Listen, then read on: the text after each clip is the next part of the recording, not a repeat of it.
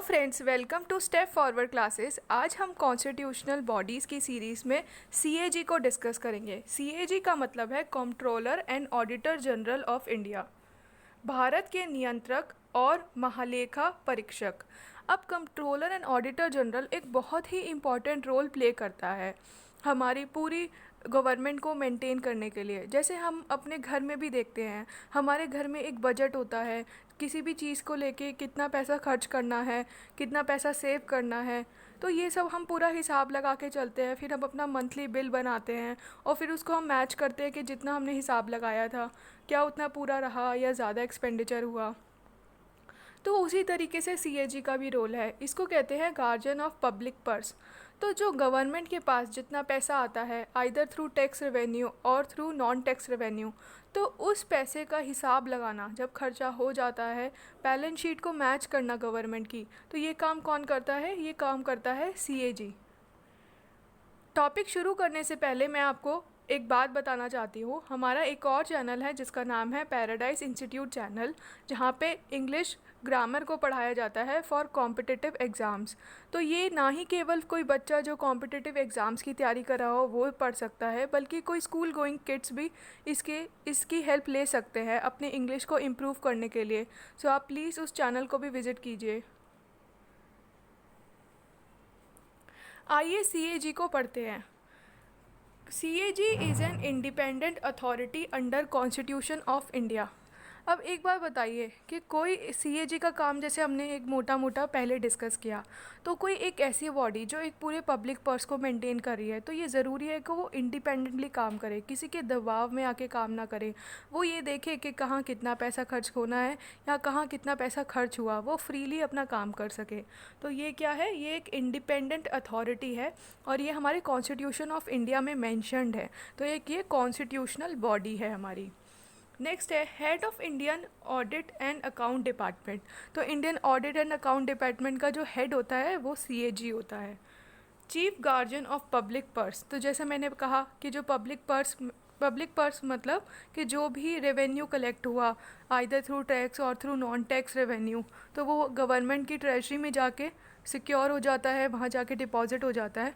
तो उसको गार्ड करता है, उसको देखता है कि कितना पैसा कहाँ खर्च हुआ। In part 5th of the Constitution, Article 158 to Article 151 discuss about CAG। तो हमारे पार्ट 5th में CAG का मेंशन है और आर्टिकल 148 से लेके आर्टिकल 151 CAG के बारे में बताता है। उसके फंक्शंस क्या है, उसका टेन्योर क्या रहेगा, उसकी एज क्या है, ये सारी स्पेसिफिकेशन इन आर्टिकल्स में मेंशन्ड है। This is an autonomous constitutional body. एक तो मैंने पहले ही कहा कि ये कॉन्स्टिट्यूशनल बॉडी है। ऑटोनोमस मतलब कि इसका काम ही ऐसा है कि इसको बिल्कुल इंडिपेंडेंट और फेयर तरीके से काम करना है। तो ये हमारा कॉन्स्टिट्यूशन प्रोवाइड करता है कि CAG बॉडी एक ऑटोनोमस कॉन्स्टिट्यूशनल बॉडी रहे। अब CAG के बैकग्राउंड के बारे में डिस्कस करते हैं, क्योंकि ये सारे कंसेप्ट जो हैं ये हमारे ब्रिटिशर्स के कंसेप्ट है। जैसे CAG, election commission of India, ये सारी बॉडीज़ हमारी ब्रिटिशर्स से ली गई हैं। जब वो हमारे यहाँ आए थे, उन्होंने जो अपना एडमिनिस्ट्रेटिव स्ट्रक्चर रखा, बहुत सारे रिफॉर्म्स लाए थे, बहुत सारे एक्ट लाए थे, जैसे कि government of India act 1919, Morley Minto reforms 1909, government of India act 1935 आया था। ऐसे इन सब में कुछ प्रोविजंस थे, ऐसे CAG का भी एक प्रोविज़न था। आइए उसके बारे में डिस्कस करते हैं। Office of account general was establish in 1858। Sir Edward Drummond was appointed as first auditor general. तो पहले सर एडवर्ड डुरमोंट को फर्स्ट ऑडिटर जनरल बनाया गया था। Under the government of India act 1919, the auditor general become independent of government as statutory backing was given for the position. तो government of India act आया 1990 में, तो जो हमारा ऑडिटर जनरल की पोजीशन थी वो भी एक स्टैट्यूटरी बॉडी हो गई। अब वो इंडिपेंडेंटली अकॉर्डिंग टू एक्ट के प्रोविजंस के हिसाब से काम करेगी। इन 1976 CAG was relieved from accounting function. तो 1976 में CAG को अकाउंटिंग फंक्शन से हटा दिया गया। अब जैसे हम CAG की डेफिनेशन है controller and auditor general of India.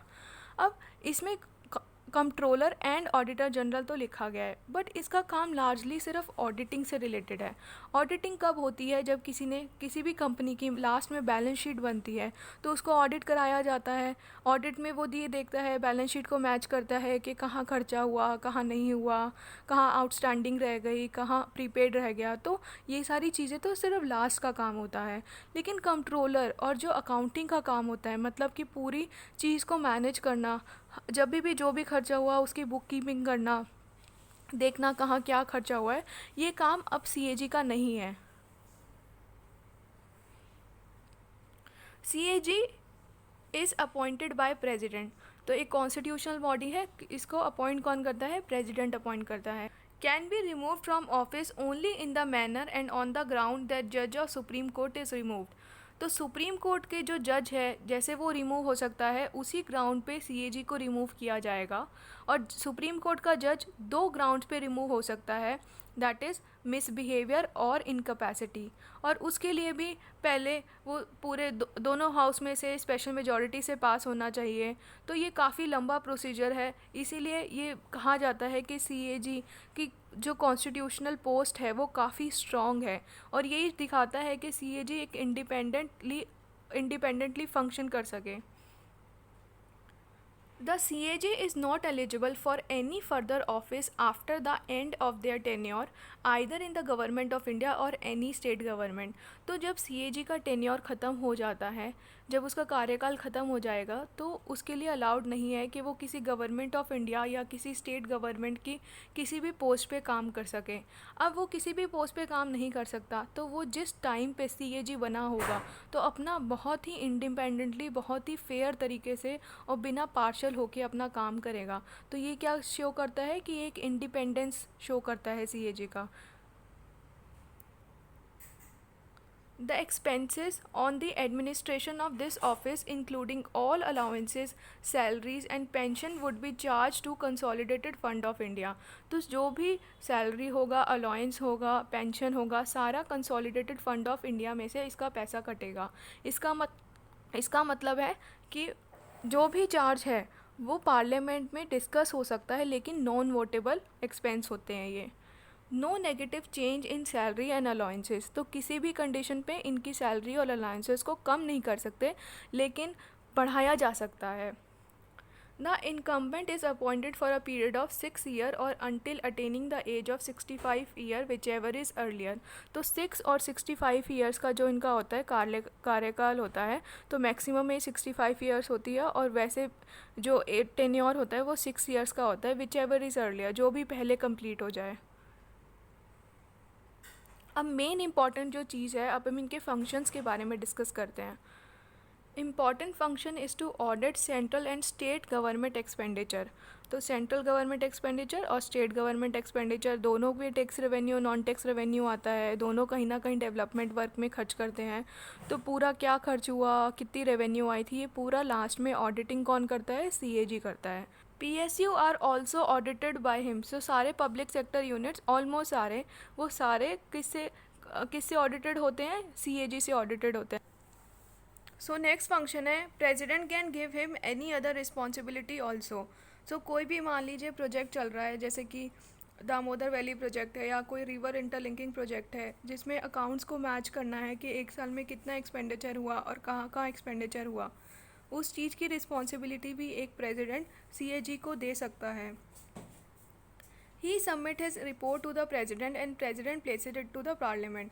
तो हर साल की एक एनुअल रिपोर्ट होती है जो सीएजी प्रेसिडेंट को सबमिट करता है, एंड प्रेसिडेंट की ये रिस्पॉन्सिबिलिटी होती है कि वो पार्लियामेंट के सामने इस रिपोर्ट को प्लेस करे।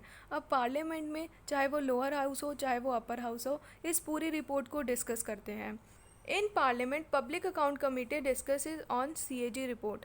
अब पार्लियामेंट में बहुत सारे बिल्स और बहुत सारे रिपोर्ट्स को रखा जाता है, और with in a limited time frame it is not possible कि हर एक रिपोर्ट को डिटेल्ड स्क्रूटनाइज कर सकें, डिटेल्ड स्टडी कर सकें।